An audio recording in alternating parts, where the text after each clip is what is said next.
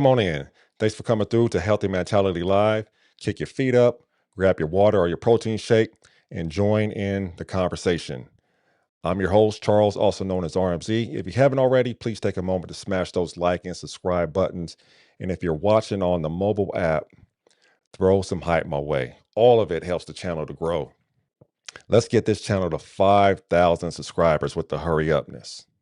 Also, I've partnered with Fridays, and if you're uninsured, underinsured, or branded GLP-1s just aren't in the budget for you, Fridays has you covered. They offer compounded GLP-1 options at accessible prices with no membership fees, and that includes your lab work, unlimited provider visits, nutrition coaching, dietitian support, and live workout programs. They also provide access to TRT for all you men out there, and powerhouse supplements like Samoralin and NAD+. They even have a meal delivery service for an additional charge. You can use the link in the description of this video and the code RMZ to get a $150 discount on your first order. A reminder, there are 2 GLP-1 meetups coming up. The first one is in Atlanta on June 27th. Then there's one in Dallas on October 17th. Check the link in the description for details and for your tickets. Also, a big shout out to all the channel members out there, the big Zeppers. I thank you for your continued support always. And if you aren't a member, I still thank you for subscribing, liking, commenting, and showing up here each Tuesday night to be a part of this community. Now, before we begin, a quick disclaimer. I am not a healthcare professional. I didn't even stay at a Holiday Inn last night. None of my guests are healthcare professionals. And even if they were, they are not your healthcare professional. Nothing shared here is medical advice. We're simply sharing our own personal experiences and perspectives. Please consult your healthcare team before making any changes to your treatment or your routine. Now, at the end of the show, we'll have a live Q&A, and if you have a question, drop it in the comments at any point and start it with 3Qs so I can filter and easily find it. And if you're a man looking to come on and tell your story, email me at roundmoundzep@gmail.com. You can see it on the screen here. It's also going to be scrolling across the bottom of the screen in the ticker. With that said, please join me in welcoming tonight's guest. King, how you doing? Hey, I'm doing all right, man. As your channel intro was playing, I was sitting over there kind of popping my head. It was groovy, baby. It's a nice little slap, ain't it? Yes, sir. Yes, sir, Yeah. man. Thanks for having me on, Charles. Yeah. Thanks for being here. I appreciate you. Introduce yourself to the people.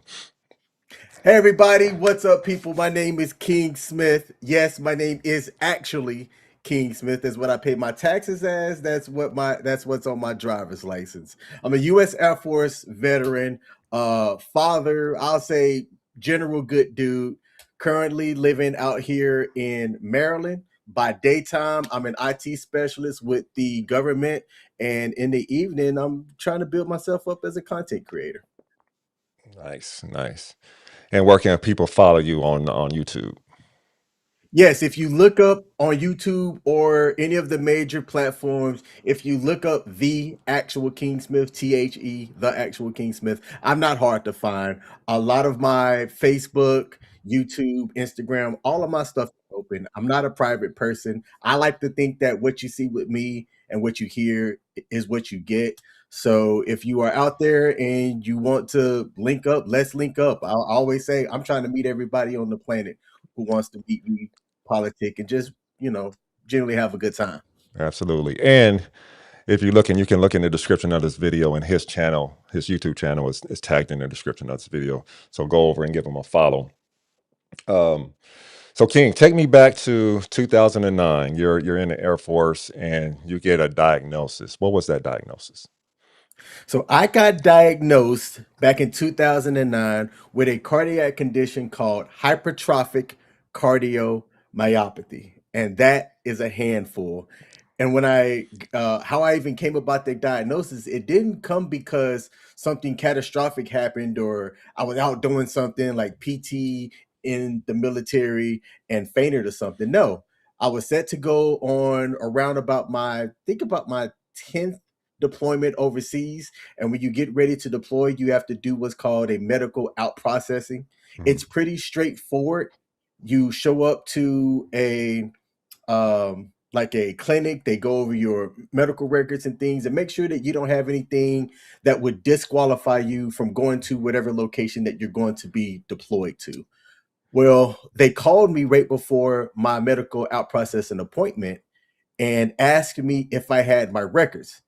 And I scratched my head on that because I'm like, no, I'm about to come and see y'all in about 2 hours. As a matter of fact, I was playing basketball. Yeah. And when they said that, they said, well, we can't find your records. Can you come in ASAP so that we can get you medically cleared? I'm like, well, do I need to take a shower? Because I just got through playing basketball. They said, nope, don't worry about that. Come on in.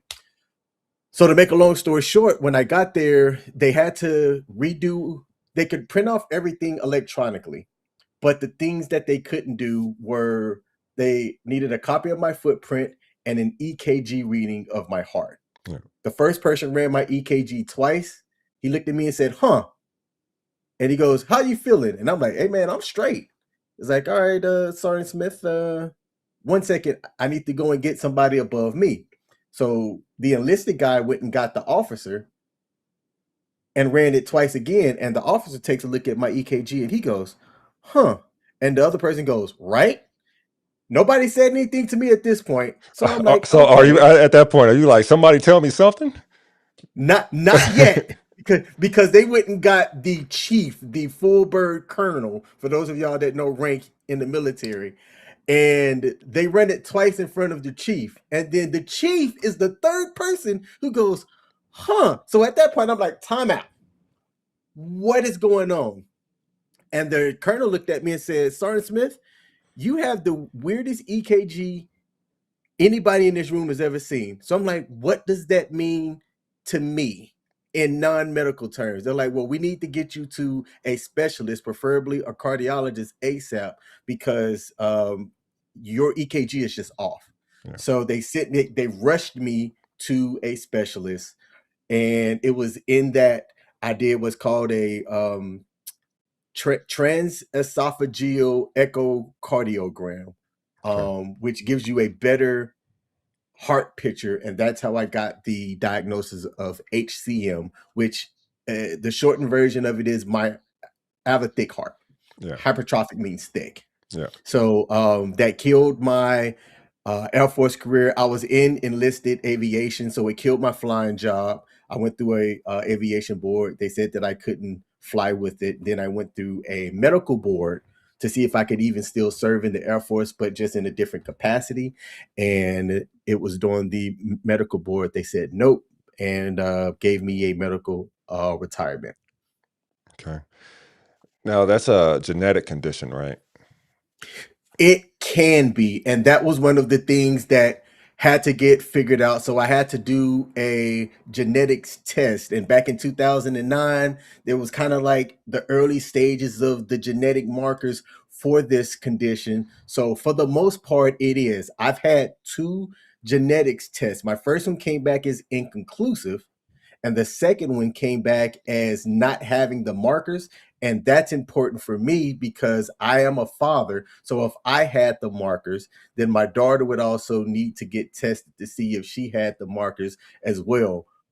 But I also found out, because of family history, that I may not be able to ask one side of my family history for some news I just found out that I didn't know back in 2009.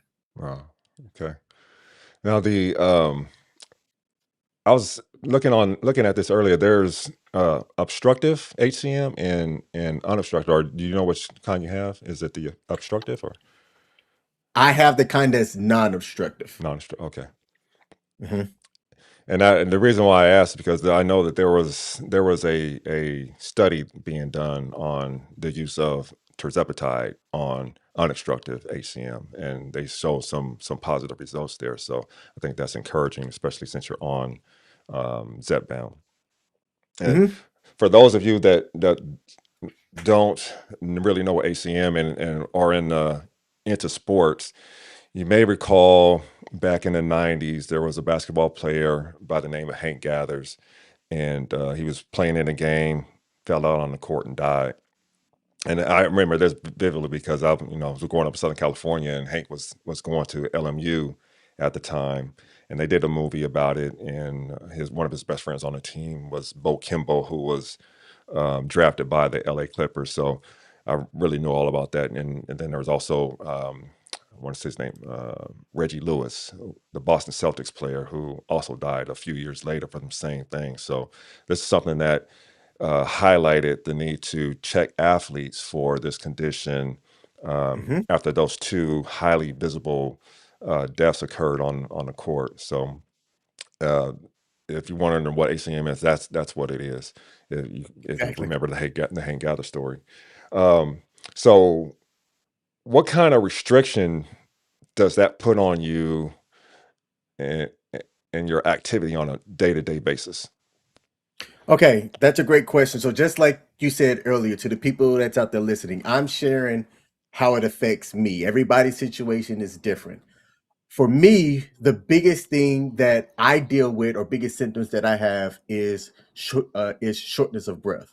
Now, early on, when I didn't really understand it, even after my diagnosis, I attributed it to just simply not being in shape. Because even Yeah, though I was in the military at the time, and I was active, like I was doing rugby, I was playing football, they told me that I could not do contact sports after my diagnosis. yeah, Killed that. Um, But my biggest thing for me and what presents with my version of HCM is the shortness of breath. So things like sprinting, running, going up hills, how do I say this? Vigorous intimacy activities. We grown here. Let's Mm. cover the whole spectrum. Yeah. Um, that stuff was difficult for me, is Mm. difficult for me. Yeah. So I'm assuming that rules out things like basketball, something that sounds like you enjoy doing. Mhm. You say you can't do rugby any longer because it's a contact sport. Correct. And how does it impact you going to a gym?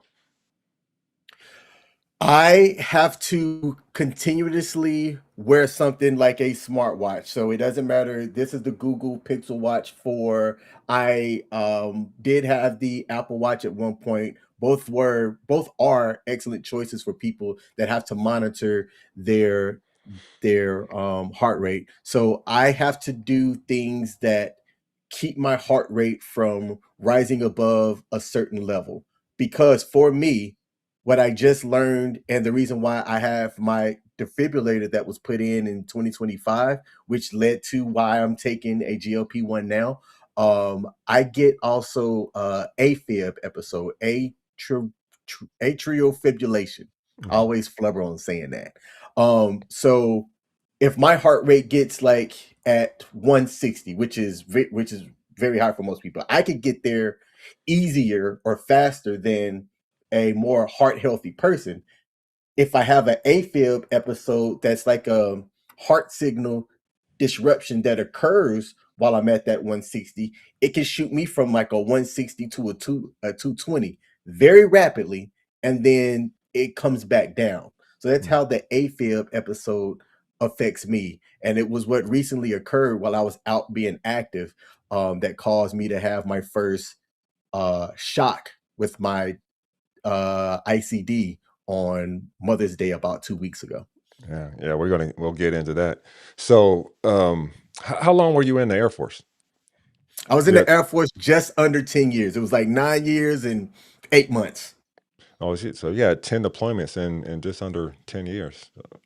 Yes, Uh, but the aviation community, it's a little bit different. So whereas you would say your non-flyers would go on a deployment, it might be anywhere from 3 months to 6 months to a year, and then come back home. The way that we operated back then was we might do 45 to 60 days out somewhere, and then we're back home. But even when you're home, you're really not home. Like my yeah. first 6 or 7 years, I averaged like 240 days like away from the house. Wow. Wow. So you get medically discharged, Mhm. and retired. Yes, sir. What was your weight at that point? My weight when I got out, I was around two 215. I'm only 5'8", so Yeah. I'm not that tall, but I was a guy that like stayed in the gym, had some muscle on me, so I had some size around that way. I got out rated around, yeah, it was about 210, 215. And you got up to 288, I think it was, which is your highest.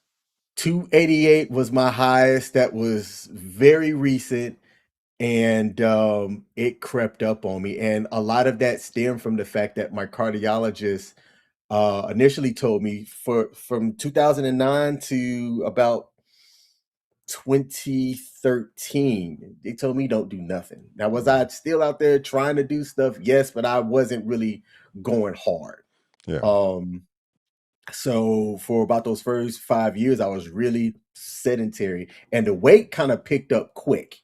Yeah. And I went from two about 210 to you could say about 240, and I hovered at that 240 at around 2013 up until about 20 until just after COVID, so maybe 2021. And then I got to about 260 and I stayed around at 260 up until I got to my highest weight within the last year, and that was 288. And what impact does that additional weight put on your heart? Ooh, that's a good question. If you look at the data, because I'm on medication, it for me, it didn't really have that big of a change because the medication that I'm taking affects my heart rate for the resting heart rate or when I'm active, and it's designed to do that. So the extra weight for me never really changed how my resting heart rate and everything functioned. So I don't really have an answer for that. Oh, that's cool. So it didn't seem to put any additional strain on your heart that you know of. Sounds like. No. Okay, Mm-mm. that's good. And were there other medications that you're taking besides that? Yes, I was developing and I had got gout conditions that seemed to come out of nowhere. And that's been around the time that I was at my heaviest. Now, since I've lost the weight, I haven't really changed because gout, it's my understanding that gout has a lot to do with your diet. Yeah. Since I've been taking the GLP-1, the way I eat's different because of how the medication, essentially works. So, since I've lost the weight, I've had 0 gout issues. Um, and, the other medication that I'm taking, a lot of it's primarily heart related stuff. And then, I've always had a vitamin D deficiency. Yeah. So, for a while now, I've been taking, vitamin D just to help get my vitamin D levels up. Okay. All right. So you're dealing with this condition for roughly 16 years, and Mhm. then at 40, they put a defibrillator in you. Yes. What was the drive behind that? So the good thing about my healthcare is I get my healthcare both with the VA and because I got medically retired from service, I was eligible for TRICARE. So I do have TRICARE. Separate healthcare systems, but Mhm. they kind of feed into the same funnel. And I see a specialist on both sides. Yeah. So my VA cardiologist had recommended on my annual follow-ups because of my condition, I get regular 6-month checkups. And then roughly every 2 years or so, I'll wear what's called a Holter monitor that gives that better uh, data-driven type picture of how your heart's doing, where you wear it for like a week and then you send it in, and they have specialists and people that read it. Roughly 2 years ago, while I was in Philadelphia with my lady for an event, it was also time for me to wear that Holter monitor. Mhm. And it was during the week that I wore that my cardiologist called me up and said, "Hey, so you've been getting AFib episodes that, have occurred very frequently during the 7 days that you were wearing this Holter monitor." And then they asked me, like, if I feel, anything like, heart flutters or things like that, and when I get my AFib, I don't feel anything. There's nothing that, happens that I feel pain-wise or anything that even alerts on my smartwatch that tells me that I'm having, like, an active AFib thing. So when it happens, it's it's very short.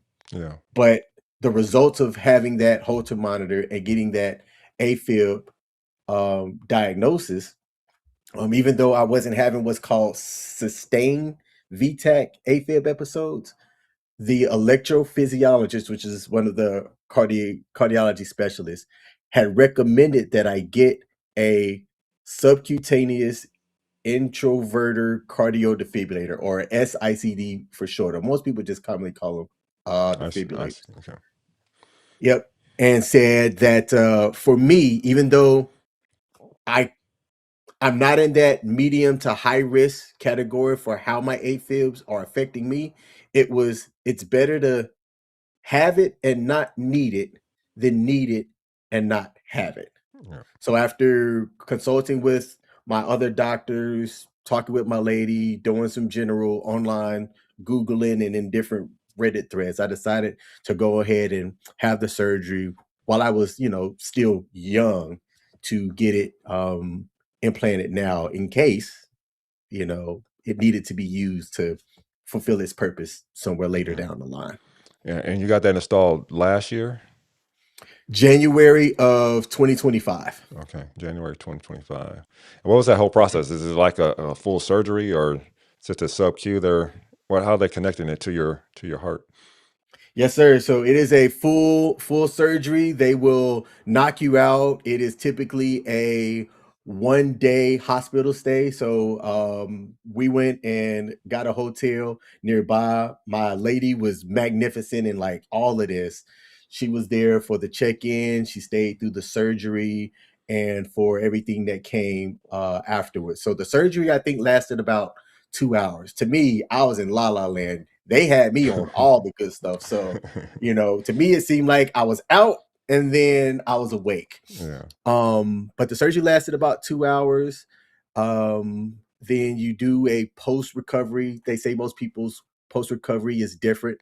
For me, I think it was only, did I stay 1 night, 2 nights, or 3 nights? It was less than three. I think 1 day at the hospital post recovery, and then another day at the hotel, and then I came home after that. I think that that's how that went. But Okay. you aren't in there for like a week, Yeah. and most people it's just a couple of days, and then you are discharged and on your way. For me, the first couple of days sucked. Like there's some people that say that they bounce back pretty quick. Nah, the first 3 days I was in pain. Yeah. By day 5 or 6, I started to kind of get back to normal. That's good.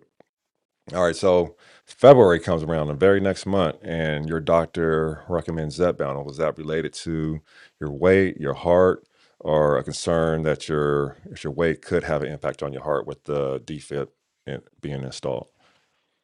That's exactly what it was. So my electrophysiologist is the same one who recommended the defibrillator. He talked about the research around GLP-1s and how lowering your weight, because for him he was like, you need to lose the weight. You are in the morbidly obese category, and if you stay that way, it will have an impact on your heart. Well, if you have somebody that can't necessarily exercise, diet can still really only do so much.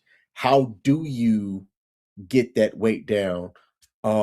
And with my cardiac diagnosis of HCM, he talked about the different case studies around taking a GLP-1, having, HCM, and if there were any effects. And I went through the process of then trying to get it approved, which I struggled with initially. Yeah, and we'll talk about that in a sec because it took a Mhm. long time to get it approved. But I was curious, so I'm always looking up stuff, and I was curious about your particular situation. And like I mentioned earlier, there was a retrospective study about using GLP-1s on for people that have unobstructive HCM, and but there's also a study on heart health with tirzepatide called the Summit Trial. This Okay. isn't specific to HCM, but what they found is that it reduced the combined risk of cardiovascular death and worsening heart failure by 38%. And worsening heart failure events alone were cut by 46%. Beyond the weight loss, the drug reduced the thickness of the heart muscle, which is HCM related. Mhm. Um, the LV mass dropped by 11 grams, shrank fat around the heart, pericardiac adipose tissue down by 45 milliliters, lowered blood pressure, reduced blood volume overload, and cut systemic inflammation markers by 37%. So, and these drugs, man, we have this conversation all the time. These drugs are, I probably saying that they're a miracle drug is probably overhyping them, but there are some amazing drugs, and the fact they don't even really know how they work is incredible, and that they're providing all of these additional health benefits beyond just the weight loss itself. So Mhm. you try, your doctor recommends the medications that bound in February of 2025. You don't get on it till September or get approved until September. What was that process like? That was a long All right. long process. Yes, so for the military or a veteran people out there, y'all know how the VA medical healthcare system can be.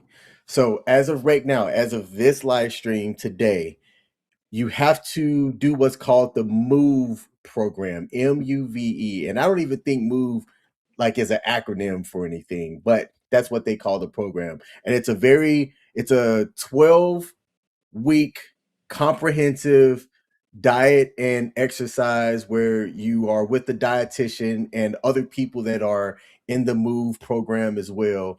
And you're kind of like a cohort where you go through different uh, topics around changing your habits, increasing your calories burned, and things like that. And you have a journal. You're supposed to take this book along with you and things like that. And as of today, before you can get approved for a GLP-1, you have to be enrolled in the MOVE program. And so, like, that's one part of it. And there's like three other things that the VA looks at that will approve them covering you taking a GLP-1. So initially I went through the VA, which I just kind of assumed that, hey, since my VA community care cardiologist is the one that recommended this, and this is related to my service connected heart condition, I just assumed that the VA was just going to approve it. They hit me with a big fat denied. So then I go, okay, that's interesting. If my cardiologist is telling me that this can like save my life, and I'm not going to get it, like, what do I need to do to get it? So they said, well, you need to be enrolled in the MOVE program. So I said, okay, sign me up. I enrolled in the MOVE program. They told me I had to finish the MOVE program. Well, I found out close to the end because other people that were in the MOVE program did already have their GLP-1 approved. So I was like, wait, we haven't finished. And they go, oh no, you don't have to finish. You just have to be In the program. enrolled in it. And then also ensure that the approving team is aware and does X, Y, and Z. So I re-engaged with trying to get it approved through the VA. They still hit me with a deny.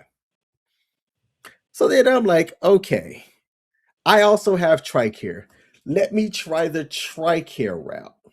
So I go over, I talk to my TRICARE primary care manager, and they ask me if I have sleep apnea. And I'm like, oh, yes, I've got the diagnosis, I've got the CPAP, all this and that. And they're like, okay, approved. So over on the TRICARE side, they have criteria that you must meet as well to get it approved on their side. And again, for those y'all listening, this is as of today.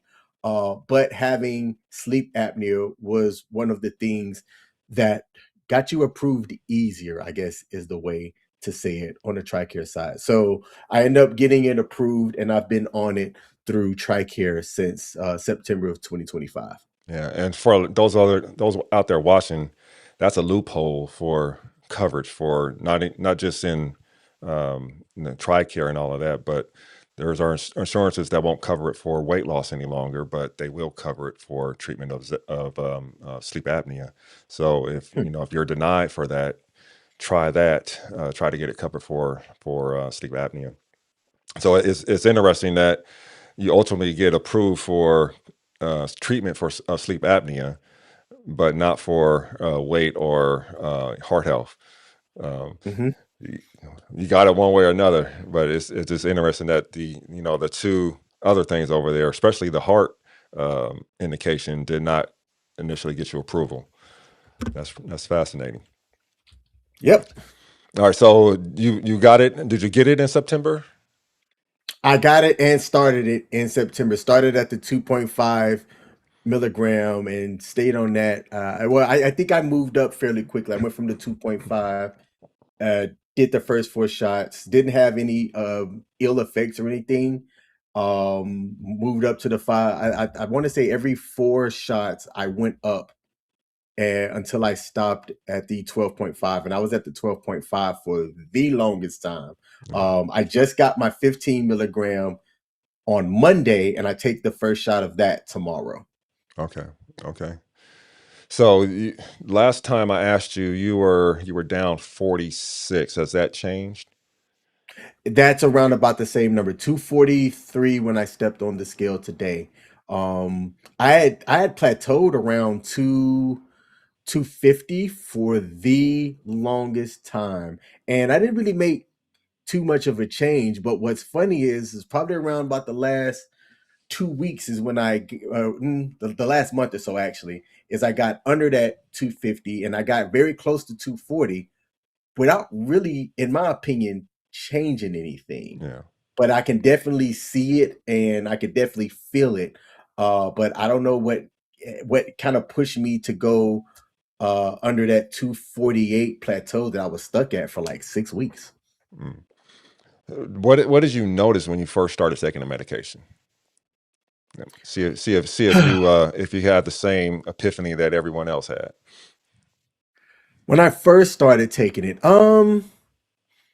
I didn't really notice anything at first because, like I said, for me, I was already used to like taking shots. So I have the kind that's got the auto injector, Hmm. and I was taking TRT at the time using the needle. So I was okay with getting the shot.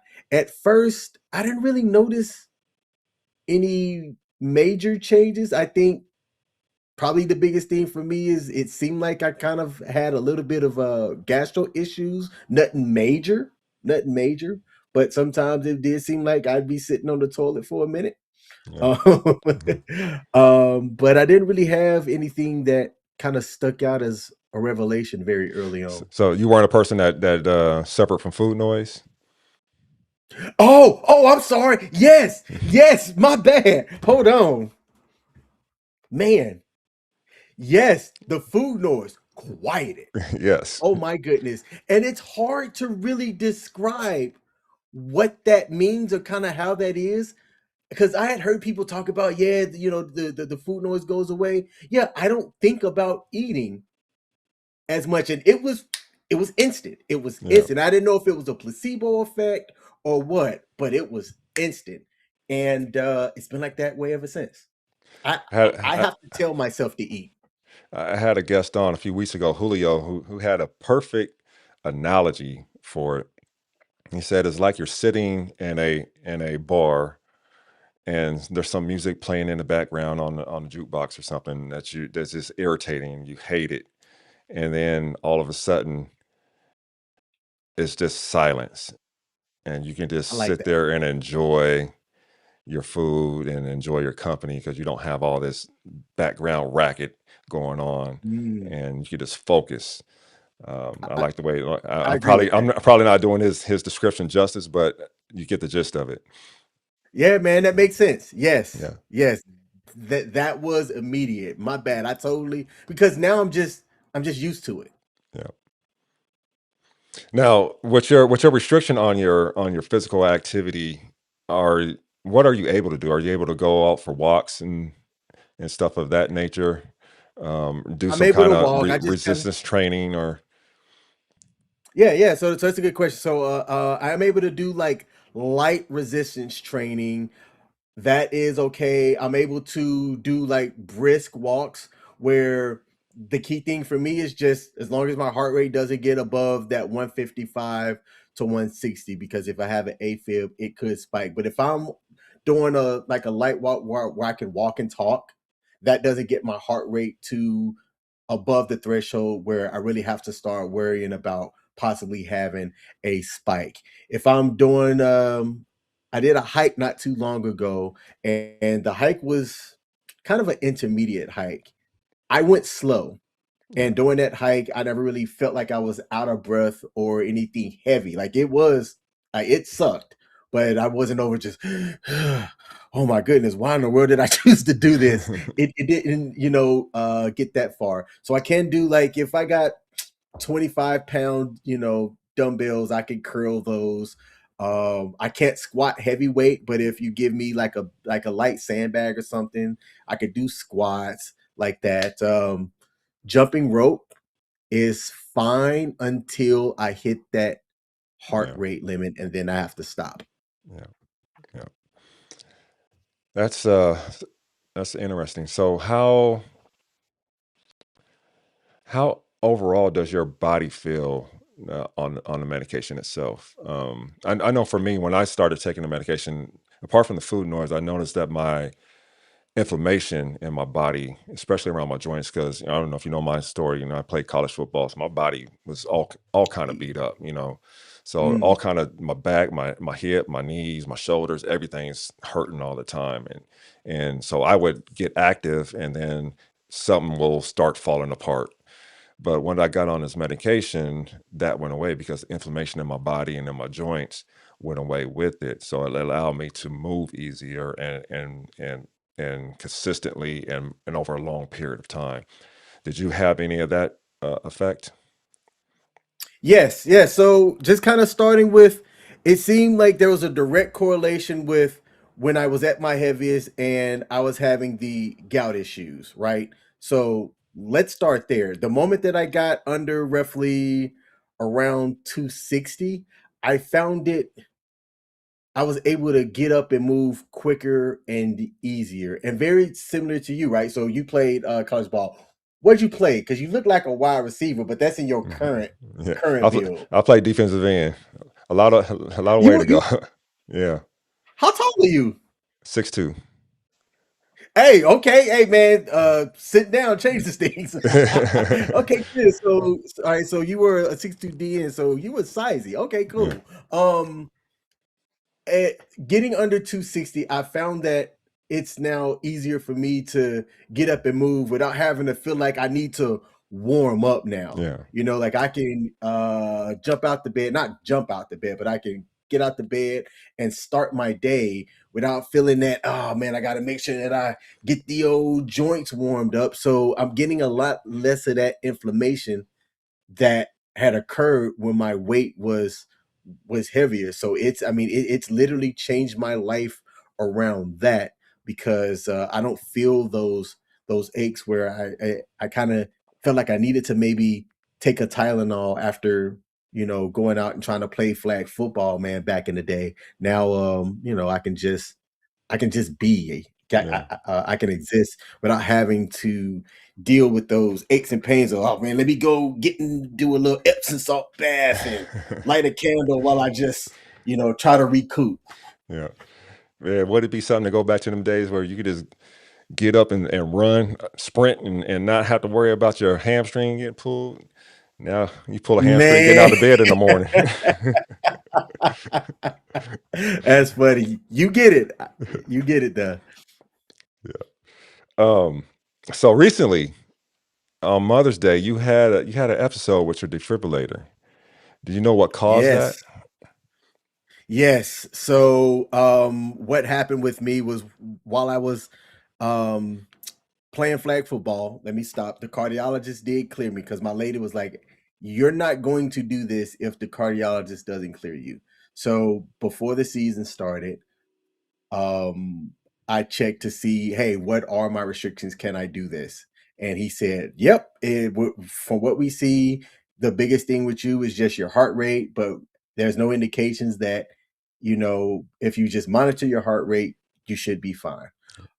So I told the team, hey, look, I have no dreams about getting out here and reliving my glory days, Yeah, but this is a way to be a little bit active. Just if somebody gets tired, I'll sub in for you. Come and get me in 1 or 2 plays. Like if I'm out on the field longer than 2 plays, somebody on this sideline has done something wrong. So I go in on defense, which I typically don't play defense. I'm primarily a guy that if you get the ball in my hands, I'm able to, do some things with it. yeah, Even at my heaviest, I was still kind of shifty, right?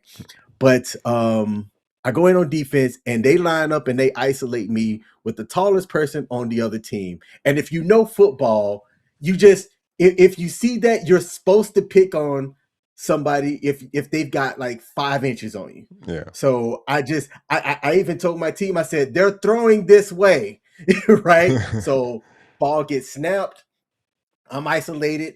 They throw a jump ball, but what they don't realize is that your boy's a former athlete. I jump, I snag the pick, I run about 25 yards, I get my flag pull, And then I go over to the sideline. I've done my job. I made a play.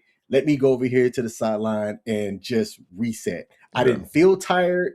I didn't feel my heart rate really doing anything. And after I get to the sideline, I'm like, yeah, man, King Smith, man, I still got it. And then next thing I know, whew, I just fall forward Wow. because I thought either one or two things happened. I thought somebody maybe um threw our ball from the sideline and it just hit me in the back. So I fell forward because it surprised me. Or I thought somebody literally just ran and jump kicked me, which I'm trying to figure out who in the hell just jump kicked me. And as I lay down on the ground, I look up and I say, hey man, who just ran into me? And everybody that was around that saw what happened were like, bro, you just fell. Dang. And it took me about 2 seconds. And I immediately thought, oh, I know what happened. My defibrillator just went off. And like the collective shock, the people on my team know that I have one, but at the time, I was like kind of in the mix of the other team, so they don't Yeah. know that I've got a heart condition. And the collective, like, wait, are you okay? Do we need to call an ambulance? Like, is there somebody here for you? And because I didn't feel any like pain, it was just kind of a sudden surprise. I'm Yeah. like, well, I'm fine for now. Let's see if this thing goes off or happens again. So they got me a chair, sat me down. I told the team, I said, well, I'm done playing for today. And my lady, who's normally there at my games, was at home getting stuff ready for Mother's Day with her mother and her sister. I FaceTimed her. I knew I couldn't just call her because Yeah. I'm like, she deeply cares about me. So calling her, she would have like stopped what she was doing and just came to where I was at, which is about a 15 to 20-minute drive. So I FaceTimed her and I said, "Hey, look, I'm fine, but my defibrillator just went off and I'm done." And just her face was like, "Wait, what?" And she's like, "Come home now." I said, "Nope, look, let me take some time to just kind of let this go. I'm telling you I'm fine. I don't need you here. I have no problems telling you if I needed you here, I'd say come and get me, but with how I'm analyzing things now, I'm good to go. Stay with your mom. I'll be home in about 30 to 40 minutes." Um, so once the game ended and I made sure that like I was good to go, I drove home and told her again what happened. And she needed to see that I was okay. And I finished the rest of my day just normal for what we had planned for Mother's Day, and then went and saw my cardiology team the following day, in which he explained like how I talked about earlier. For me, it was just the fact that when my heart rate did get high, I then that by itself isn't bad. Like if you're exerting yourself vigorous for what your heart can do, you're going to get up into that 140, Yeah. 150, 160 range. I just so happen to also have an AFib happen while I was already that high. So that caused my heart signal to kind of go haywire. So it went from that 160 to 220, and my defibrillator is programmed to go off at 220. So does it hurt? Do you feel like chest in your pain when it goes off, or is it just a Nope, shock that you don't? I felt no pain in my chest whatsoever. It kind of seemed like I could kind of hear like a poof. Like it's really hard to describe it, kind of like a boom, Yeah. like that, but no pain that occurred when it went off. But it just again, it also just shocked me because I wasn't breathing heavy, like, oh man, and then it happened. No, I was simply I'm not joking around when I say, yeah, I still got it. It was right after the it left my mouth. Boom. So yeah, So I'm pretty sure you're probably retired now. Your lady ain't gonna let you play no more, right? I am done. So even though I know, kind of what the new limitation is. Look, I ended on a good note. I got the interception. So I'm good. I told the team, even though I missed this last week, that I'm still gonna show up to support. They were like, "Hey, you could be like the team coach because like I'm able to see things and kind of coach people up to help them make adjustments, out there on the field. Because I love this, I love football, I love the sport of football. I'll go watch, eighth graders play just because I love the game. Yeah. So not being able to play it is definitely going to be something that I'm going to miss. All right, real quick, we got a lot of people in here watching. Make sure you'll hit those like buttons. We got almost twice as many viewers as likes. Hit that like button. Hey, hit that like button, y'all. All right, we want to look at your before and after. I won't say after because you're still on the journey, but before and current. So Man, this is and 288. that was at 288, right the day before I took my first shot, or it was the day of, but it was at 288. I see the pen in your hand. So you're getting ready to take the pen to take the shot, or you just took it too. Yeah. You know what? I think that was just. I think that was just before, because I didn't even realize. Yeah, I do have the shot right there in my left hand. So yep, 288 at 5'8", man, and like I'm not ashamed looking at that, but at the same time, like I'm like, man, I can't believe I got that big. And that's you now, or close to now. Yep, that was about 248 when I took that one. Not too long ago when I was at a log cabin. And what's crazy is from the 288 to in this picture with the red shorts at 248, I didn't see the difference. I felt the difference, but I didn't see the difference. Yeah, and I experienced the same thing. I noticed that it takes a while for your mind to catch up to where your body's at. Hmm. And other people see it, but because we look at ourselves every day in the mirror, I think our brain is in denial, and then after a while, it catches up and say, "Oh, you have lost the weight." Yes, Now, sir. King said he won't be doing no more photos with his shirt off until he gets to 225. So we're looking forward to that moment. Yes, that so that and the goal behind 225 is that puts me into a different obesity category. So I wanted to see what that looked like once I hit that 5'8", Yeah, 225. nice. All right, we're getting ready to go to Q&A, so make sure your questions are in the chat. Hold on just a moment. Hmm. Oh, that's cool. I like that you can do that. You can pop up the questions in a very dope way. All right, here we go. All right, let's see what we got in here. All right, first one is from RE. RE wants to know, was the diagnosis test a TTE or TEE echo for your heart? I had both. I forget what TTE stands for, but they did do that first, and then I did a TEE, because they couldn't get necessarily the right look from just a regular echo.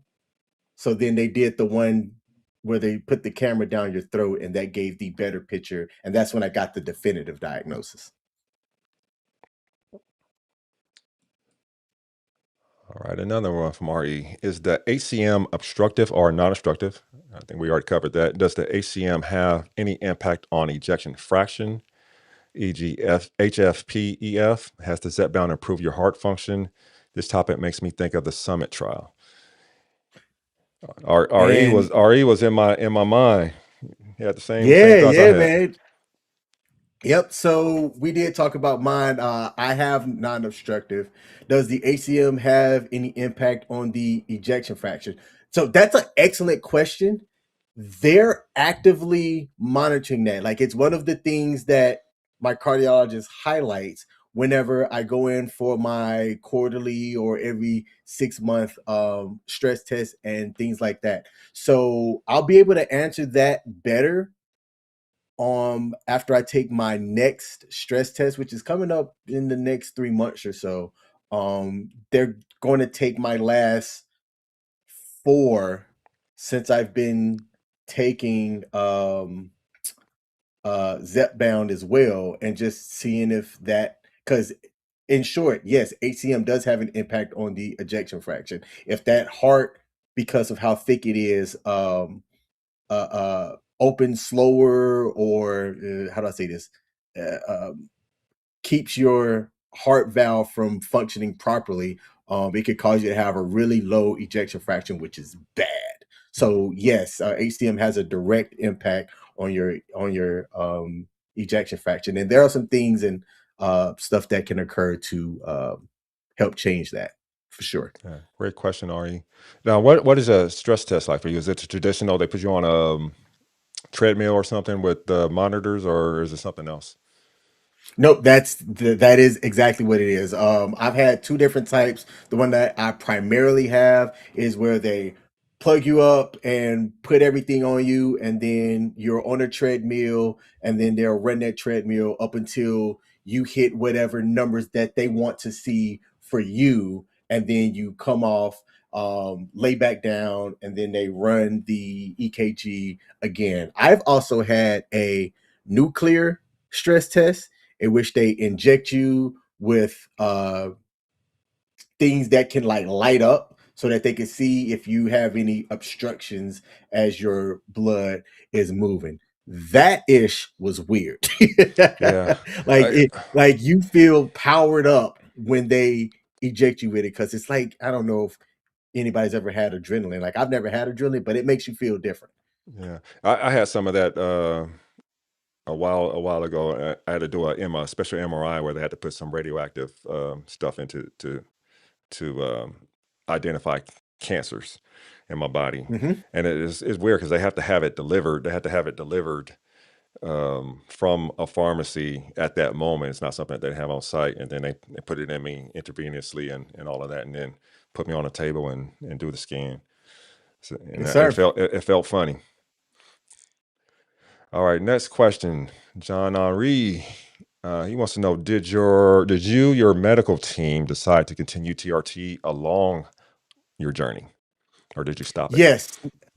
No, yeah, so a couple of things that came into mind. So when I started taking testosterone, it was well before the GLP-1, and I had been talking about just feeling lethargic and tired all the time. And I was saying this for a while. So even though I had the CPAP and I was taking that, I would bring this up all of the time. And finally, somebody said, "Well, let's get your testosterone levels checked." So I'm like, "Okay, cool." After saying this for about 3 or 4 years, I didn't even think about my testosterone levels, and they were just, I mean, stupid low. Like, no, not just low; they were under Yeah. the low level. So the VA didn't initially have an endocrinologist that they could get me started with TRT. So I went to like a off base, not an off base, but like a in the town medical place that specializes in that Mm-hmm. stuff. And with them, I got separate labs. They, saw the same. Really, my free T was low, and whatever the other testosterone that they typically measure is low. So they started me on the doses, got me up, and then I took that because I was paying for that out of pocket. So Yeah. then I took that to the VA about maybe 2 months later. They had gotten an endocrinologist in, and I'm like, hey, look at this. Look at, just the improvements overall in just the 8 weeks that I've, been on it, and tell me that I don't need this. So I finally got the VA to cover it, thank goodness, because I was paying, it was like 275 a month, Oh, and yeah. with the VA is free. But the endocrinologist initially, 'cause I was taking the shots, and I was doing that for about 2 years, and he recently, even though he didn't see anything in my files that necessitated me changing.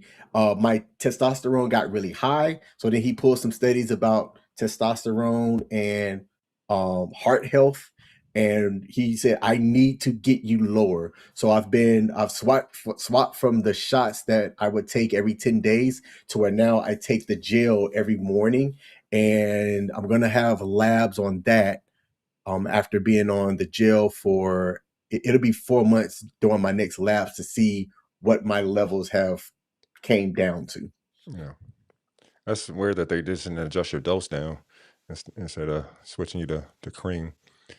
Yeah, I don't Um, think he thought that I think he thought that I was extra injecting myself with more than what I was prescribed. I Probably. was not doing that, but in the way he was talking to me, it was like, I can't prove it, but you're taking more than what you should be taking, so let me just go to the jail. Yeah. I Um, uh I'm going through some of that right now myself. I just started TRT about 8 months ago. And interestingly, during all of my like I said, I research everything. During my research, I found that there's a that low testosterone impacts a lot of veterans, and they think it's because of the sleep patterns that the veterans have to go to, and it just crushes their testosterone. So a lot of them end up on TRT, either while they're still in the service or afterwards. So I thought that was really and interesting. yep, and the lady who ran the business in downtown, her husband was active duty military with low testosterone. So like he had been taking TRT, and it was through him where she had kind of the idea Hmm. of running her business model the way that she ran it. But a majority of her clients were like police officers, active military, and veterans that had like just really low testosterone levels. Yeah, I thought that was interesting. yeah. Good question, John Ari. All right, we got another one here. From Nancy. Nancy wants to know, did your doctor say anything about the ablation for the AFib? Also, do you have to take blood thinners? Okay, so let me start with the blood thinners questions first. Yes, I do take blood thinners because one of the risk factors for me with having the AFib is a stroke. So the moment that they found out about my AFib, they started me on blood thinners, to which I've been taking those, and I can take those and tolerate it fine with no issues. Only recently did the doctor talk to me about having the heart ablation, and it was when we went to see the cardiologist after my first shock. So, for those of y'all that don't know what a heart ablation is, he described it to me in the way that I think is really easy, because the heart sends out signals like how this EKG thing is going in the back. Um, the ablation kind of acts like an electrical fence. So they'll do the ablation over a certain valve to keep the electrical signal from going out from that certain valve, potentially having a misfire or an AFib episode. Um, and that's essentially the best way that I can describe what an ablation is. So if I don't have that signal going out from that area, then the theory or the medical way that that works is I have less chances of having an AFib because I don't have that electrical misfire. But they said for me, it is in the realm of it may need to happen.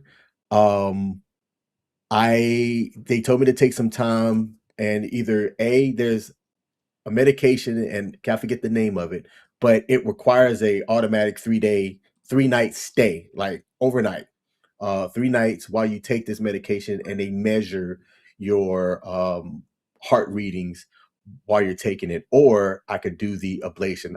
I'm thinking, and I'll just be straight up and put this out there, I don't want to get surgeries that I don't necessarily need to have. So I'm thinking about going the medicine route first.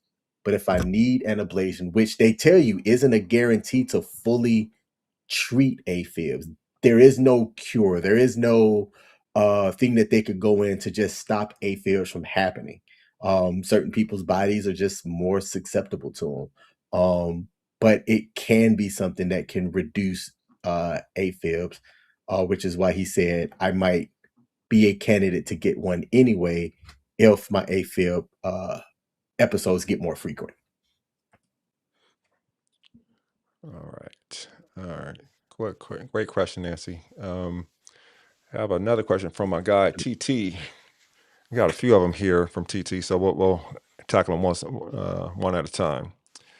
How long have you been on Zepbound? I've been on Zepbound since the September of 24. No, 25. 25. Yeah. 25, yes. Next question is your titration schedule. Why did you move up and dose every month? It was what they recommended. So it was if you are losing weight, and for me, I've heard of other people's stories and stuff. They lost like weight fairly quickly at the beginning. I was losing it very slow.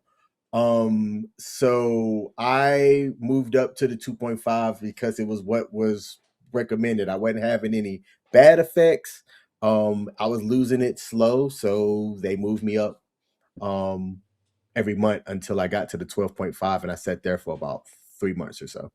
Yeah, it sounded kind of like they were following the normal titration schedule from the clinical trials, which is kind of like how I started out when I first started. I moved up every month until I got to 7.5, and I said, found out I didn't really have to move up, so I stayed at 7.5 for 3 months, and I probably didn't have to move up from that, but that's probably what they were doing.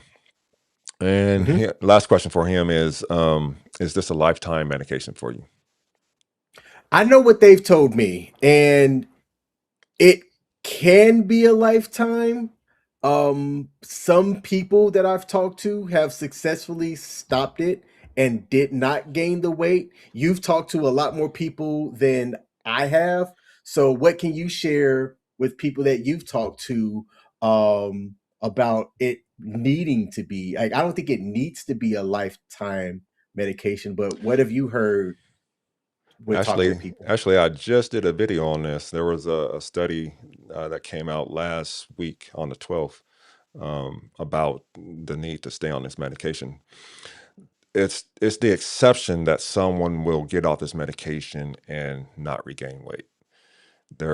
They did a trial where they got people to their maximum tolerable dose, which either 10 or 15 milligrams, and they put people into three groups.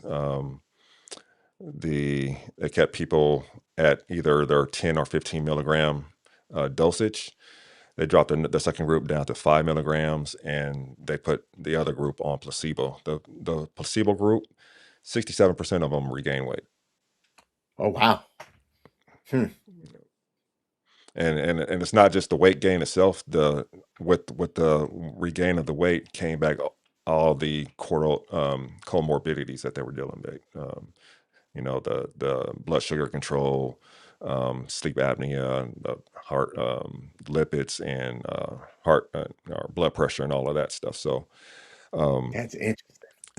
it's not a certainty that you will regain the weight and reverse all the progress you made on those comorbidities, but it's less than likely that you will be one of those people if you truly suffer from the disease of obesity. There are some people that don't have the same disruption that in their hormones that a lot of us have, and they can use it to get down to a normal weight, normal BMI, and get off the medication to be fine. So they're not dealing with the food noise and the other hormonal disruptions. But the vast majority of us are so dysregulated hormonally, especially with the environment that we're in and the processed foods that we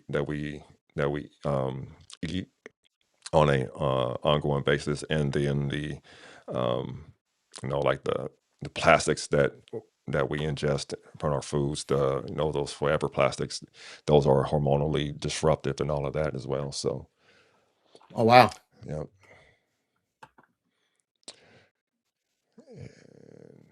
Great questions there, TT. And John Ari's back. He wants to know 275 for what? That was the monthly amount that I was paying for testosterone until I got it covered by the VA. Now, And let it me sounds tell like you, you were at a TRT clinic, right? So did that covered your? Did they do the injections for you? Does that include your lab work and all of that? Yeah, so there was an initial thing that covered the labs plus your first round if your labs came back and they had recommended it. So yes, it was yeah,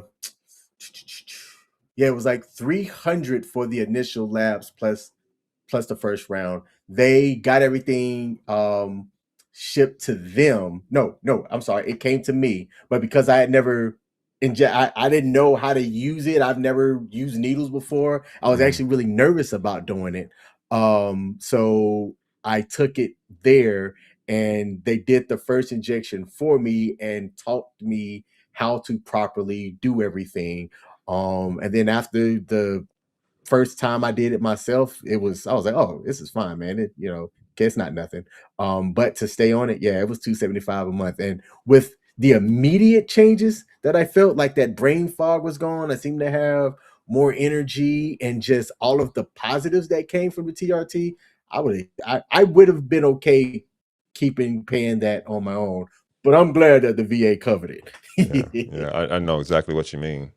Um, Now, were you injecting intramuscularly or sub-Q? I was doing it well, hold on. Taking it through the butt cheek. So that's what Yeah, intramuscular? yeah. Yeah. Mhm. All right. RE's back. He wants to know, is the medication you're referring to, I'm not sure how to pronounce that, amiodarone? So I don't know how to pronounce that either. Um, I believe this question came when I was talking about what I would have to take for instead of the ablation. I don't remember what it was called. I just remembered that it started with an N. I tried to look it up here just now and I don't see the name of it as I do a quick Google search. But I can look at my chart and see if it pops up on my chart. But I don't mind sharing what it is. I just don't remember what the name of it is. Sure. All right, while you're doing that, I'll pull up the next question. Kendi, hey Kendi, welcome. Considering all that you went through on your weight loss, would you still choose GLP-1s? I would recommend it. I would choose it. Absolutely, Kendi. Yes. And the great part about what me also going through it, I have three close friends that all started just before I did. So I have a physical in-person network where we all just kind of encourage each other. And with all three of us, well, four total, it's improved everybody's life. So 100%, yes. All right, and next question comes from Mickey. What milligram did you start with? I started with the 2.5 and I moved up in 2.5 increments. I take my first 15 milligram shot tomorrow morning. All right, I'm scrolling through the chat to see if I missed anyone that didn't put a Q before their question.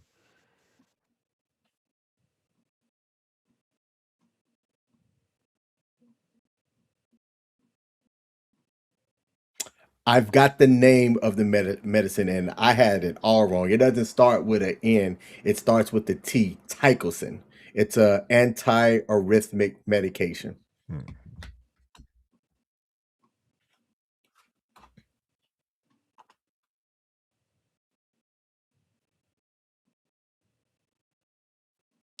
I don't see any other questions. I think we got them all. Awesome. Oh, there was one that just came in from Uh, It's Darium. yeah, It I see just it. popped up. King Darium, how was your sleep apnea? How has your sleep apnea been impacted since taking Zepbound? Excellent question. I was curious if I could sleep without wearing a CPAP, or I have a dental device that I have that's just easier to travel with. I was curious if I still snored or not. I still snore. So I don't know if that's if you're snoring, then you still have sleep apnea like test. but I do still snore. Um, but other than that, even like if I didn't wear my CPAP, to me I still kind of feel the same versus if I'm wearing it. So I don't know if I've had a real definitive change since I've lost the weight. Um, but yeah, still snoring. Hey Mickey, see you put that question, but I just put your question up about the milligrams right before this question. I'm not sure if you saw it or not, but he started at 2.5 milligrams. He's now at 12.5. And RE says it's good to have support group, King. My brother and I talk about Manjaro every time we get together. Drives my nieces and nephews nuts. That's funny. That's funny and good at the same time. It's great to have a support system where you can just kind of share your individual journey, your thoughts, good or bad, as you're going through with it. So, so that's dope.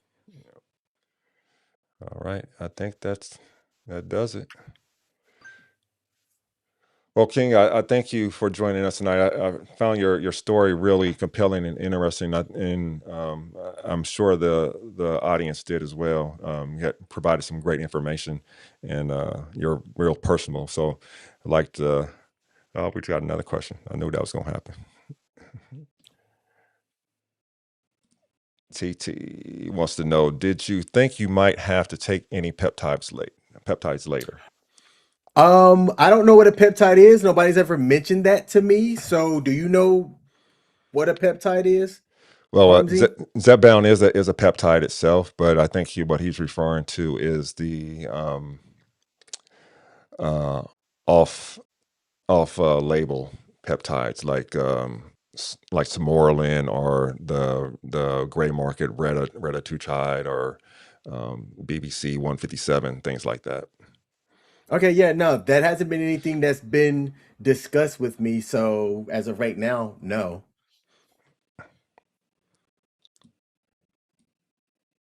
I got a question from Kendi, and she wants to know: is it true that folks don't normally lose weight on 2.5 milligrams? And that is not true. It what I think what people are confused with is that the 2.5 is not considered a therapeutic dose. It's an Hmm. introductory dose to acclimate your body to the medication. However, there are people that stay on 2.5 their entire journey and lose weight and stay on the main. I think I lost. I want to say close to. Oh, I think I probably lost 22 pounds on 2.5 during the month I know that I was on it. somebody. Yep, there's somebody who I know, and I can't believe that I have forgot about her. She's never gone above 2.5, down 95 pounds. Yeah, yeah. Hmm. Yeah, it all depends on the individual. There's some people that will lose on 2.5 and stay on it the entire time, or some people that won't, and they need to go up. And I think it all depends on a number of conditions, like whether you're diabetic or not, because people that are diabetic will have more of, I think it's called DP44 or DP4, something like that. It's an enzyme in your stomach that degrades the GLP-1.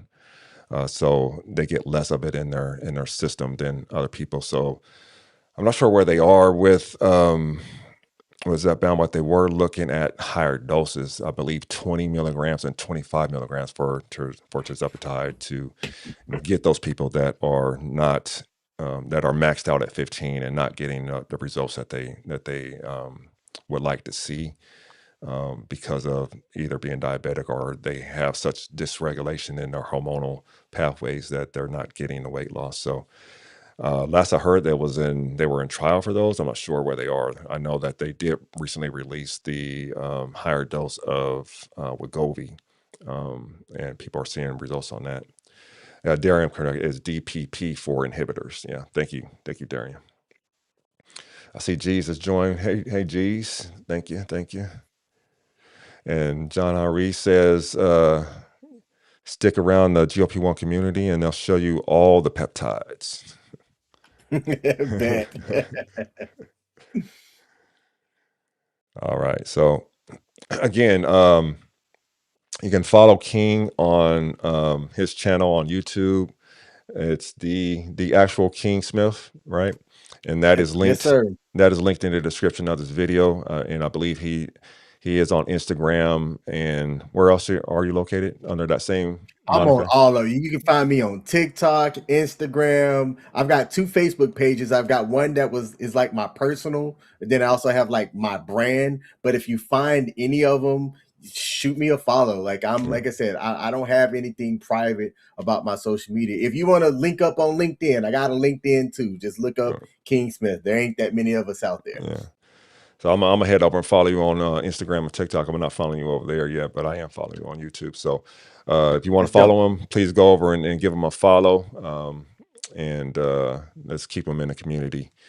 So I thank you all for joining us tonight. I don't have any guests lined up for next week. I kind of ran out. A couple of people have dropped out, and so I might have to switch up the format a little bit. So, but if you're out there listening and you want to hop on, shoot me an email. My email address is scrolling across the bottom of this on this ticker. It's roundmoundzep@gmail.com. You can also find it on my YouTube channel or on my LinkedIn page. Not LinkedIn, but my Linktree page, where you can send me an email if you want to hop on and tell your story. But I think I may have to pivot a little bit. I've been tinkering with probably doing a ladies' night because there's some ladies out there that I want to get on and hear their story. So, all right, Dope. everyone, thank you for joining us tonight. I'm gonna wrap it up with a few reminders as we sign off. Thank you again for joining us tonight. As I close, I want to leave you with three important reminders. First up, prostate cancer screening. Screening no longer requires a digital rectal exam for those of you that are scared of that. It's a simple blood test, typically covered by insurance. For most men, screening should begin at age 50.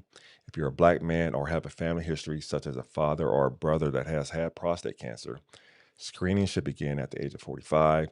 However, if you're a black man with a family history, you should consider starting screening at the age of 40.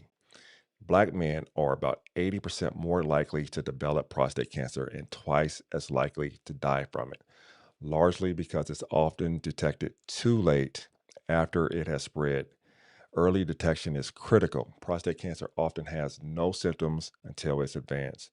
I had no symptoms for mine, and thankfully they caught it before it spread. Second up, colorectal cancer screening. Colorectal cancer is affecting younger and younger people. Early detection saves lives.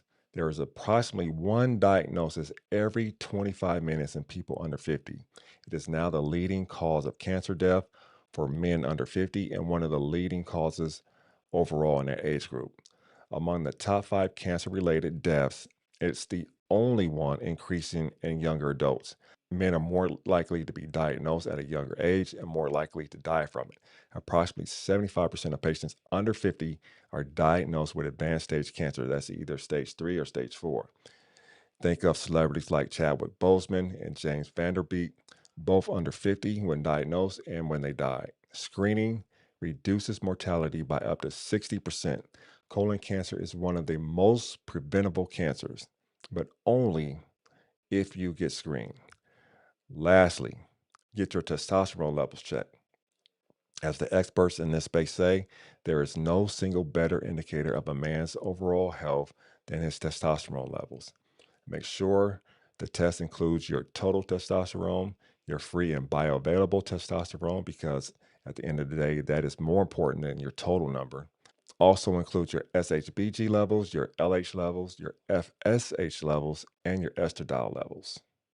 Gentlemen, take your health seriously. No one is coming to save us. We have to show up for ourselves and for each other because we are our brother's keeper. And remember, iron sharpens iron.